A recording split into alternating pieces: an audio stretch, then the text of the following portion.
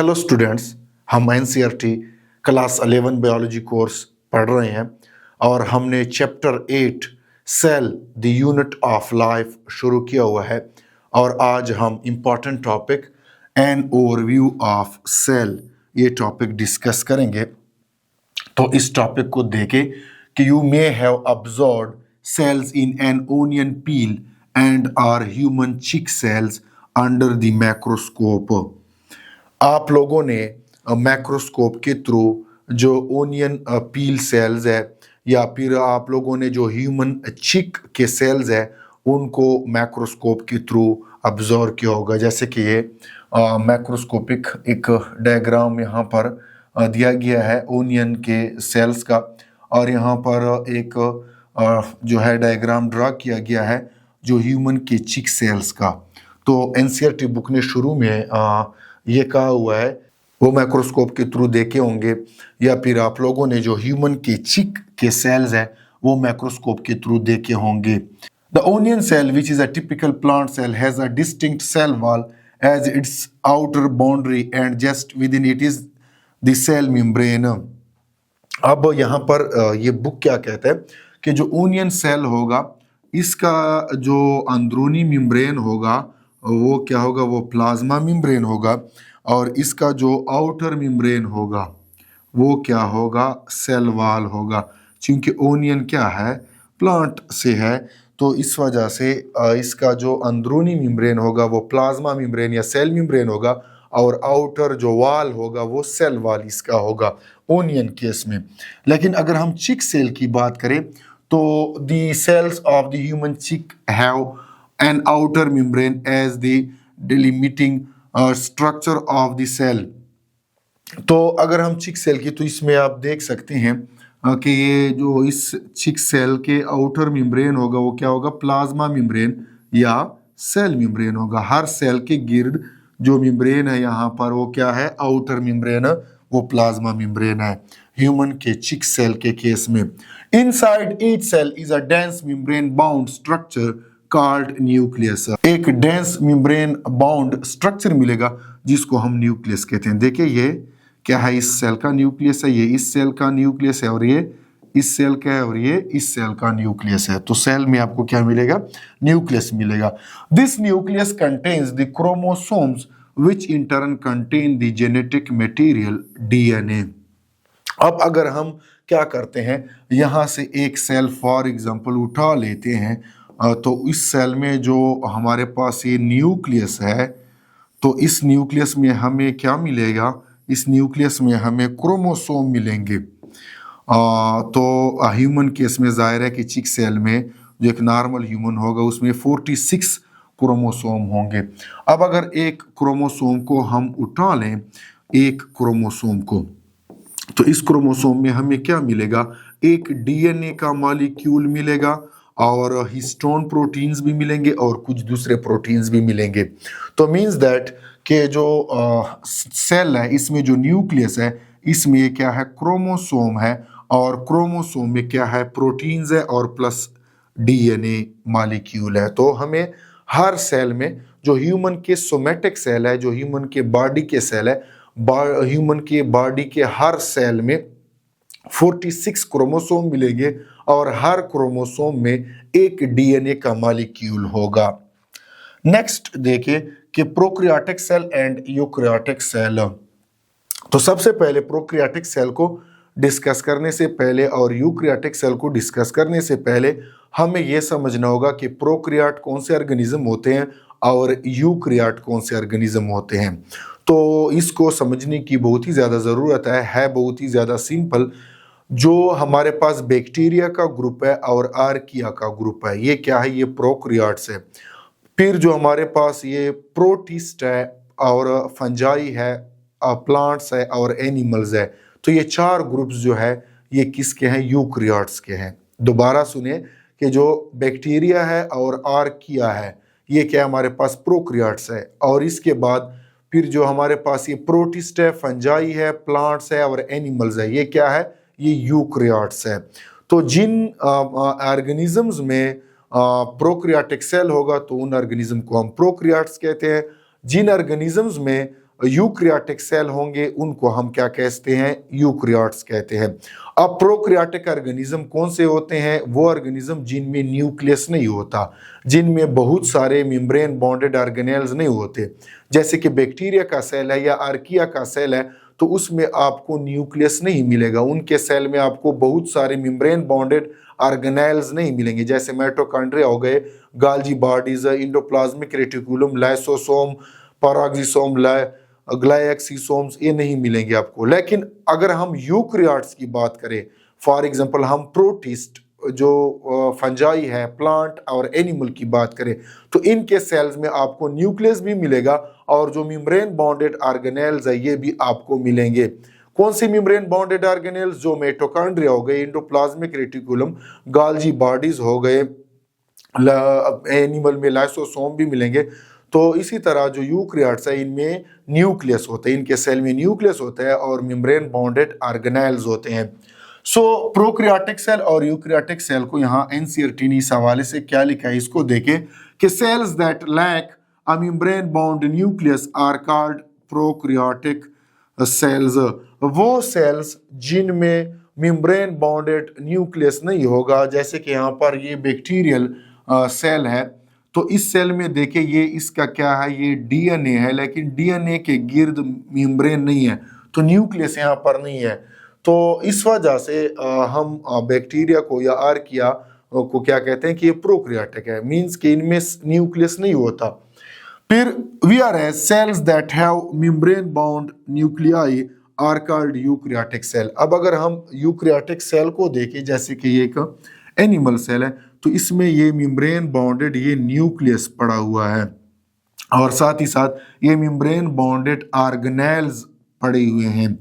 तो ये है फर्क प्रोक्रियाट में और यूक्रियाट में। In both prokaryotic and eukaryotic cells a semi fluid matrix called cytoplasm occupies the volume of the cell. अगर हम देखें यूक्रियाटिक सेल को देखें या प्रोक्रियाटिक सेल को देखें, दोनों केसेस में, प्रोक्रियाटिक में और यूक्रियाटिक में भी, तो आपको जो होगा ये जो फॉर एग्जांपल ये प्रोक्रियाटिक सेल है, तो इसमें यहाँ पर सेमी फ्लूइड मैट्रिक्स मिलेगा प्लाज्मा मेम्ब्रेन के अंदर, और इस मैट्रिक्स को हम क्या कह रहे हैं, इसको सारा हम साइटोप्लाज्म कह रहे हैं। तो जो बैक्टीरियल सेल होगा, फॉर एग्जांपल अगर बैक्टीरियल सेल का ये प्लाज्मा मेम्ब्रेन है, तो बैक्टीरिया सेल के प्लाज्मा मेम्ब्रेन के अंदर ये जितना भी सारा पोर्शन है ये इसका क्या है, साइटोप्लाज्म है। लेकिन अगर हम जो है इसकी बात करें यूक्रियाट की, तो यहाँ पर भी जो यूक्रियाट है ये, तो इसका क्या है, ये प्लाज्मा मेम्ब्रेन है, सेल मेम्ब्रेन है ये। तो इस सेल मेम्ब्रेन और ये इसका क्या है, न्यूक्लियस है। तो ये न्यूक्लियस और सेल मेम्ब्रेन के दरमियान जितना भी एरिया जिसमें आपको यहाँ पर सेमी फ्लूइड मैट्रिक्स भी मिलेगी, इसको हम क्या कहते हैं, साइटोप्लाज्म कहते हैं। Next, the cytoplasm is the main arena of cellular activities in both plant and animal cells. Plant और एनिमल सेल्स दोनों केसेस में, जैसे कि एक प्लांट सेल का डायग्राम है और ये क्या है, एनिमल सेल का डायग्राम है, तो इन दोनों में जो साइटोप्लाज्म होगा इसमें क्या होंगी, बहुत सेलुलर बहुत सारी एक्टिविटीज होंगी। जो से साइटोप्लाज्म है, साइटोप्लाज्म में बहुत सारी सेलुलर एक्टिविटी होगी, एनिमल सेल में भी, और ये प्लांट सेल जो है इसमें भी सेलुलर बहुत सारे एक्टिविटीज इसके किस में होगी, साइटोप्लाज्म में। Various chemical reactions occur in it to keep the cell in the living state.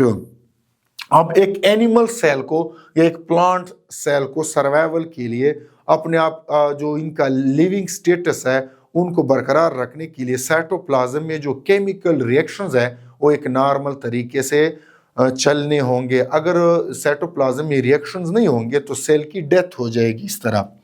Next देखें कि besides the nucleus, the eukaryotic cells have other membrane bounded distinct structures called organelles। अब जो eukaryotic sales है, जो protist है, fungi, plant और animal के जो यूकरियोटिक सेल्स है, इनमें जो ये न्यूक्लियस है, ये न्यूक्लियस, इस न्यूक्लियस के अलावा दूसरे मेम्ब्रेन बाउंडेड ऑर्गेनेल्स भी आपको मिलेंगे।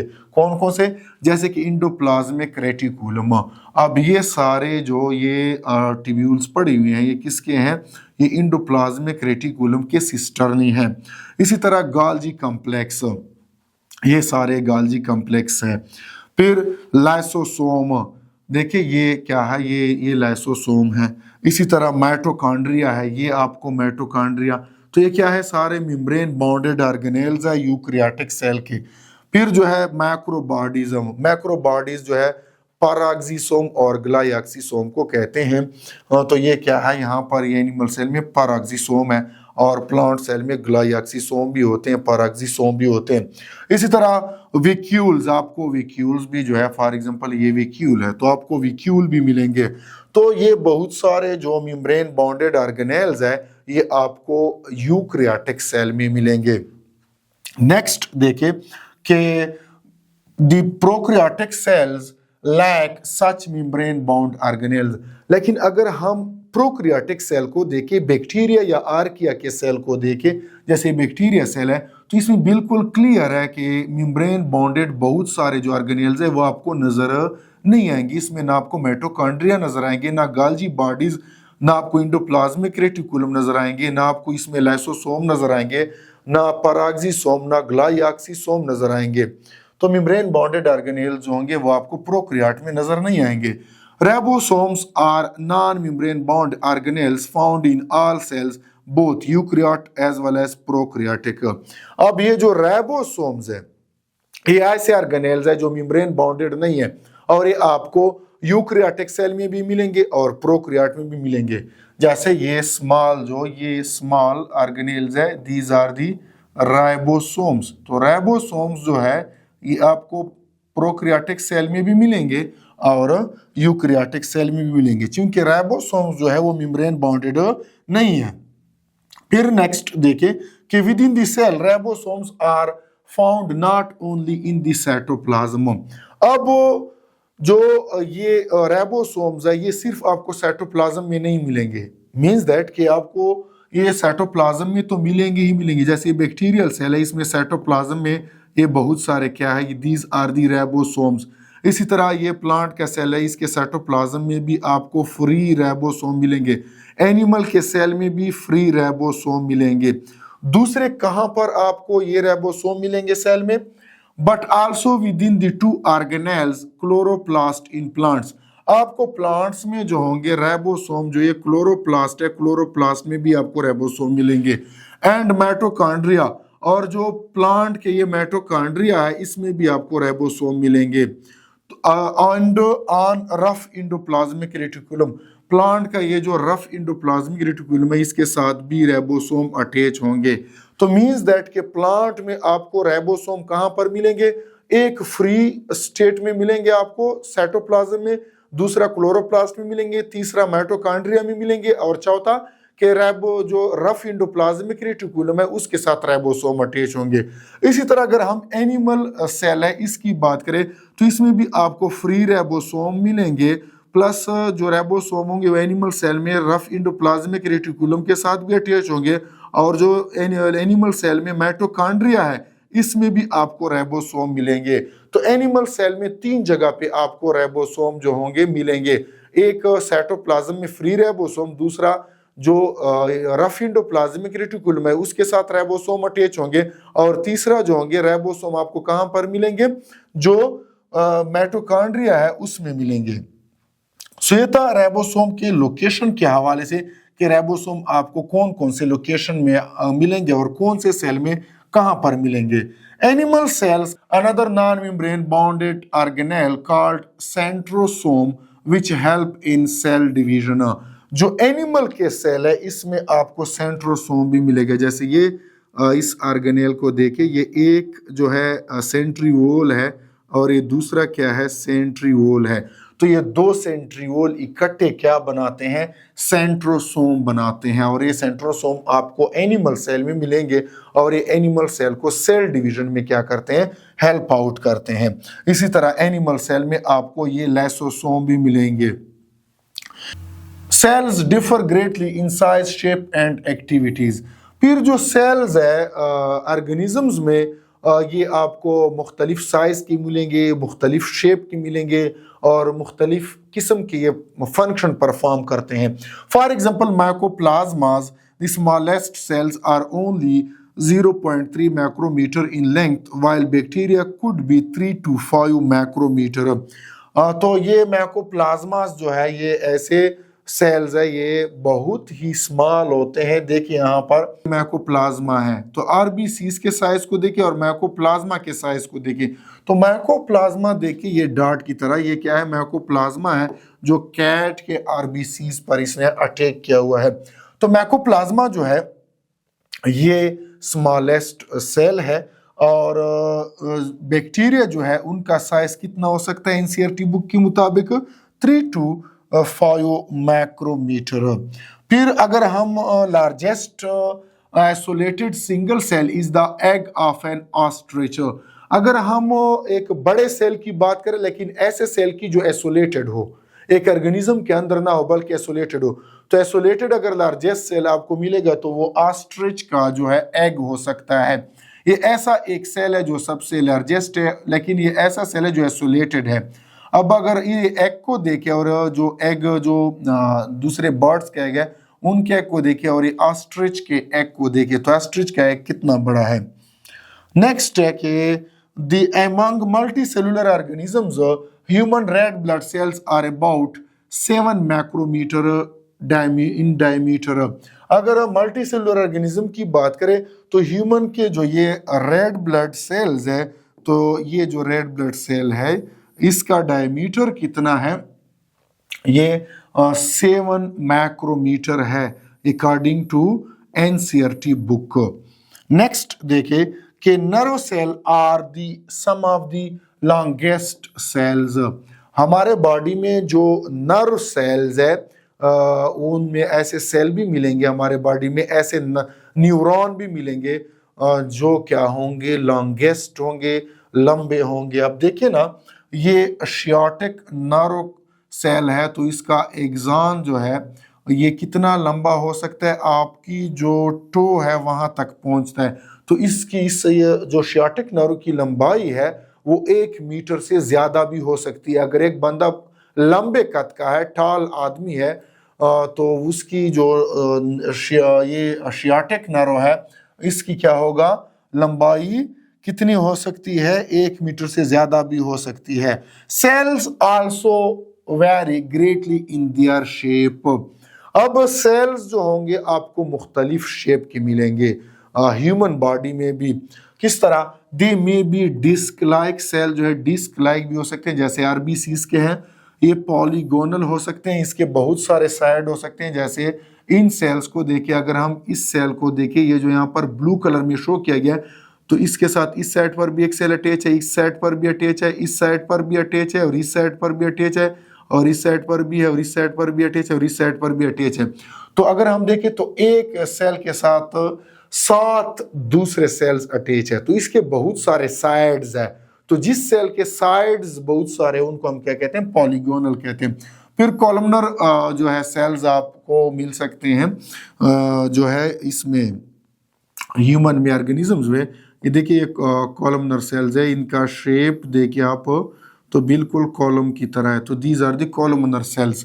फिर क्यूबॉइड सेल्स भी मिल सकते हैं आपको, these are the cuboid, cube की तरह है बिल्कुल ये cell, these are the cuboid cells. Thread like भी आपको सेल्स मिल सकते हैं और इवन इरेगुलर शेप, देखिए थ्रेड लाइक इरेगुलर शेप जो न्यूरॉन्स है।